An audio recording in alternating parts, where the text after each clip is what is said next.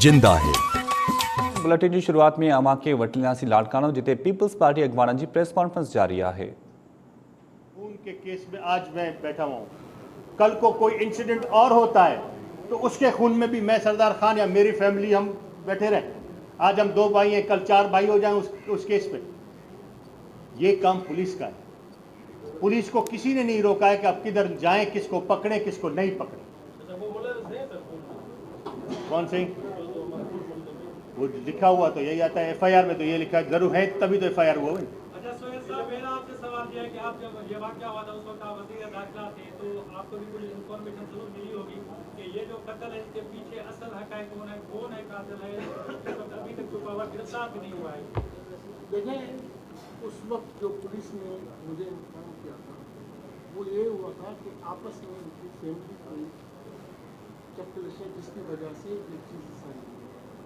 लेकिन उसके बावजूद उस वक्त की हुकूमत, चेयरमैन गुलाम नबी जरदारी साहब या सिंध हुकूमत के सब उस वक्त के सिटिंग एमपीए पे एफआईआर हो गई ना, पुलिस को इम्पार्शियल छोड़ा गया कि आप अपनी इंक्वायरी करें।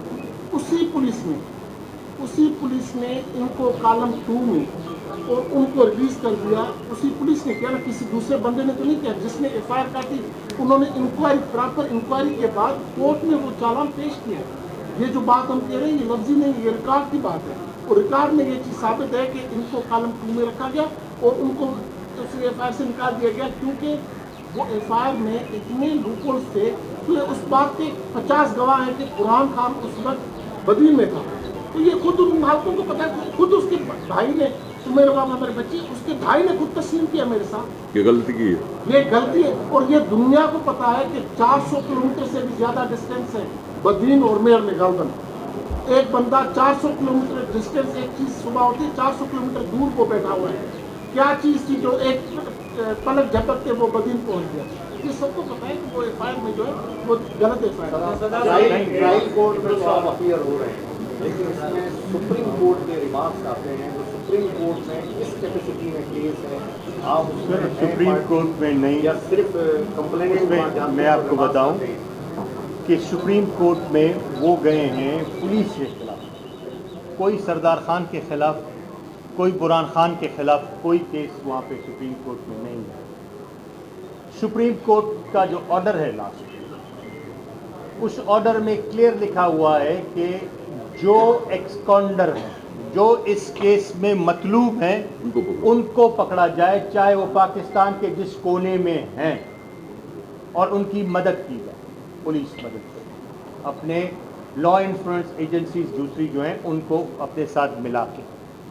कतन उसने ये नहीं लिखा हुआ कि उसमें सरदार खान या बुरहान खान या किसी को इन्वॉल्व किया जाए। मेरा सिर्फ कहने का मकसद है साईं, ये आज हम यहाँ बैठने का और आने का मकसद ये है कि ये एक फिल्म बनाने की कोशिश की जा रही है, जिसको हम आपको पहले से इतला देते हैं।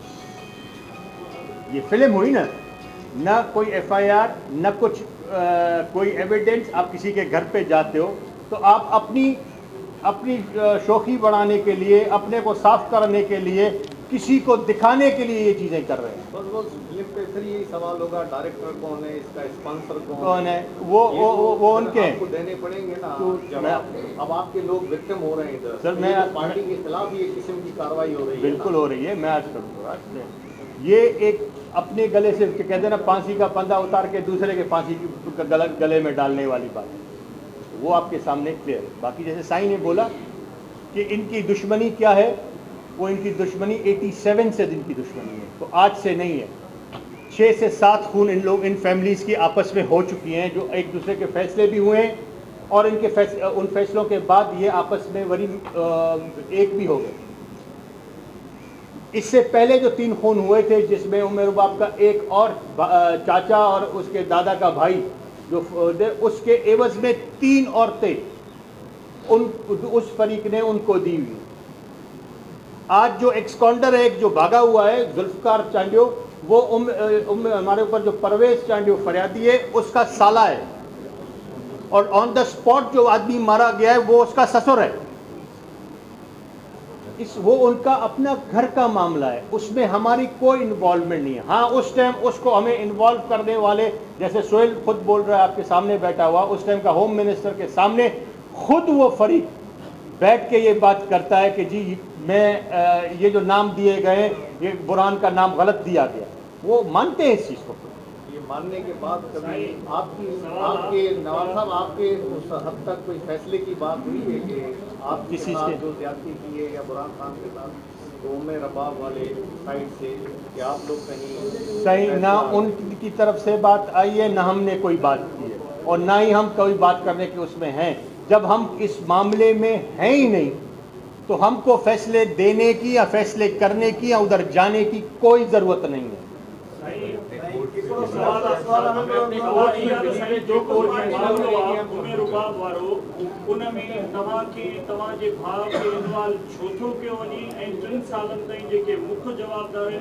गिरफ़्तार न थी सघिया, छा उन्हनि जे पोयां वाकई का सखारी ताक़त आहे जेकी उन्हनि खे बचाए थी पई, ऐं तव्हांखे जो बार बार इन्वॉल्व कंदा त उनजी वजह छा आहे? साईं मां अर्ज़ु कयां त तव्हां वटि जॾहिं को एविडेंस कोन्हे त को न को त दुर आहे न जेका हिन शइ खे करे थी पई। जेका एविडेंस तव्हां वटि हुजे हा त तव्हां आणियो आहे न कोर्ट में, तव्हां उन चालान में, उन पुलिस इन्वेस्टिगेशन में ॾियो आहे न त साईं हीअ चालान आहे, हीअ पुलिस इन्वेस्टिगेशन आहे, हीअ हिन में जेको आहे साईं असांजो फलाणो हे गवाह आहे। जेके 3 नाला गवाह ॾिनल आहिनि, हिकिड़ो गवाह उन में जेको आहे मुंहिंजे मथां, असांजे मथां, बल्कि सॼे हुन जे मथां, उहो 14 साल माशाअल्लाह में दाड़ो फुर खून पुलिस मुक़ाबला 12 जे पुलिस थाणे जे टोड़नि में उन जे मथां उहो केस आहे, 14 साल केस काटे आयो आहे। इन में असां छा था कयूं? ॿियो हुन में साईं हिकिड़ो मिंट मां थोरो क्लियर कयां, हिकु मिंट। सियासी क़ुवतूं ज़ाहिर आहिनि था, जेके सियासी क़ुवतूं आहिनि उन्हनि सां गॾु वञी बीहनि था, वेहनि था, पटका था ॿधाइनि, उन्हनि सां गॾिजी जेको आहे सो प्रेस कॉन्फ्रेंसियूं कनि था। इन खां वधीक मां कहिड़ी सियासी क़ुवत जो नालो खणां? साईं उहे असां साम्हूं आहिनि, जतोई साहिबान साईं तव्हांजे साम्हूं आहिनि। इलेक्शन 3 दफ़ा हारे चुका आहिनि उतां, छाजे करे हारे विया आहिनि? साईं कुझु माण्हू ॿुधण में अचे थो त पीपल्स पार्टी जा जेके आहिनि उहे बि इन्वॉल्व आहिनि, ऐं जेकी सपोर्ट था कनि त इन्हनि लफ़्ज़नि में केतिरी सदाकत आहे। ऐं जेको आम सवाल हुयो त 3 सालनि जे अरसे ताईं हिन वक़्त ताईं उहे गिरफ़्तार न थी सघे, साईं इहो मुनासिबु न आहे त असीं उनजी FIR ते ॻाल्हायूं त FIR हुननि कूड़ी दाख़िल छो कई, बुरहान जो कूड़ो नालो छो ॾिनो, FIR जे बुनियाद खे उन्हनि पाण तबाह कयो। साबित करे थी पुलिस पाण त साईं जो FIR में नालो ग़लति आहे, कंहिं FIR में ग़लति माण्हुनि जे नाले ॾियण सां छा असां तव्हां न चवंदा आहियूं त साईं हुन बेगुनाह जो नालो ॾिनो अथऊं, हुनजे बेगुनाह जे घर वारनि खे खणी विया आहिनि, चवंदा आहियूं न। FIR ते छो नथा चओ त साईं FIR में हुननि पाण ग़लती जॾहिं तस्लीम कई आहे त पोइ हुनजे पुठियां साज़िश बि थी सघे थी। न तो उन्हें FIR जो नवीन साईं हमेशा ॻाल्हाईंदो रहियो। न I'm sorry सर महिरबानी कर साईं हमेशा प्रेस कॉन्फ्रेंस कंदो रहियो आहे, पाण सां कई आहे साईं जन, मां बि कई आहे, साईं जन बि कई आहे, साईं जन जेको अॼु जो चओ था प्रेस कॉन्फ्रेंस जेका अॼु उनजो रीज़न इहो आहे त कल्ह मेट्रो जो हिकिड़ो इंसिडेंट थियो आहे, वो उन FIR जे बेसिस ते थियो आहे। उहो इंसिडेंट FIR जॾहिं कूड़ी आहे त पोइ छो न ॻाल्हायां? जॾहिं इंसिडेंट FIR सां रिलेटेड थींदो त ॻाल्हि हिकिड़ो मिंट साईं, इन में हिकिड़ी शइ ॿी असां ऐड करण जी कोशिशि कंदासीं, तव्हांखे ॿुधाइणु फ़र्ज़ु सम्झूं था त इन महिल सॼे पाकिस्तान जी मीडिया तव्हां ॿुधो बि था, सॼो पाकिस्तान ॾिसे बि थो। अब्दुल बारी अब्बासी साहब हिते हुदू मौजूदु साईं, अब्दुल बारी अब्बासी साहब असांजो बचाव जो शाहिद आहे। उहो असांजो बचाव जो शाहिद ईअं आहे त उहो बुरहान सां गॾु मौजूदु हो, लाड़काणे खां तराई खां हैदराबाद। मुमताज़ चांडियो साहब वेठो आहे, उनजे घर राति उते तरसी, सुबुह जो उतां हैदराबाद मां विया आहिनि ओॾे। टियों बारी अब्बासी साहब लाइ परदो पंहिंजो, बारी अब्बासी साहब टियों पाण उन पंहिंजे जेको हिन जो उते इंडस मेडिकल सेंटर लाड़काणो आहे, उते असांजे सिंध पुलिस जा ॿ एसपी उते इन एक्स काउंटरनि जा फ़ोटू खणी ऐं हिन जे सेंटर ते विया आहिनि ऐं माण्हुनि खे ॾेखारे था असांखे CCTV फुटेज ॾियो, असांखे फलाणी शइ ॾियो। पाण चवनि था बलोचिस्तान आहे, को चवे थो साईं जबल में आहे। ॻोल्हे हाणे ॿियो सेंटर मुल्क जा खुटनि था हिते, उहो हाणे बारी अब्बासी जे सेंटर ते था वञनि, जेको शायद आहे इहो हिकिड़े क़िस्म जो प्रेशर करण जी कोशिशि कई थो वञे असांजे मथां त असां इन्हनि शयुनि में अॻिते कयूं। असां तव्हांखे सिधी ॻाल्हि था कयूं, इहा शइ असां कोर्ट में बि वेंदासीं, छो जो असांजो शायद आहे, असांजे शायद खे जो इन क़िस्म जी हरकत कई थी वञे सिंध पुलिस जे तरफ़ां, त उहा शइ असां वाज़े करणु बहितर सम्झंदासीं। पाण वधीक मौजूदु आहे, तव्हां पुछा करे सघो था। आखिरी सवाल है मेरा आपसे। सरदार साहब ने कहा है कि जतोई साहब इनके पीछे जो है खड़े हैं, क्या आप समझते हैं कि एक बात ये भी चल रही है कि जतोई साहब है वो पीपल्स पार्टी में भी शमूलियत क्या कर सकता है, कहीं जो है उम्मीदवारों की भी बात अल्लाह जी पनाह।